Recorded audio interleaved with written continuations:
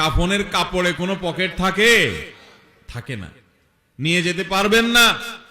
আপনি মারা যাওয়ার পরে যে কাফনের কাপড়টা কেনা হবে, আপনি জানেন সেটা টরে কাপড় কেনা হবে না? আপনি কি জানেন সেটা কোনো দামি কাপড় কেনা হবে না? কাপড়ের মধ্যে সবচেয়ে সস্তা কাপড় দিয়ে আপনাকে কাফন দেওয়া হবে। কারণ যাদের জন্য এই সুদের কারবার করে টাকার পাহাড় গড়েছেন সেই সন্তানরাই বলবে, এবং তাদের বলাটা অযৌক্তিক না, যে এখানে দামি কাপড় দিয়ে লাভ কি, মাটির সাথে মিশে যাবে, নষ্ট হয়ে যাবে, কে দেখবে? দামি সাবান দিয়ে আপনাকে গোসল করাবে না। এই দুনিয়া থেকে কিছু নিয়ে যেতে পারবেন না, সব রেখে যেতে হবে। ভাগ বটরা করে ছেলে মেয়েরা খাবে, আর হারাম কামাই করছেন আপনি, জবাব দিতে হবে আপনার।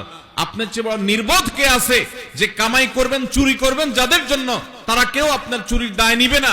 আপনার শাস্তি আপনাকেই ভোগ করতে হবে, তারপর আপনি অপরাধ করছেন।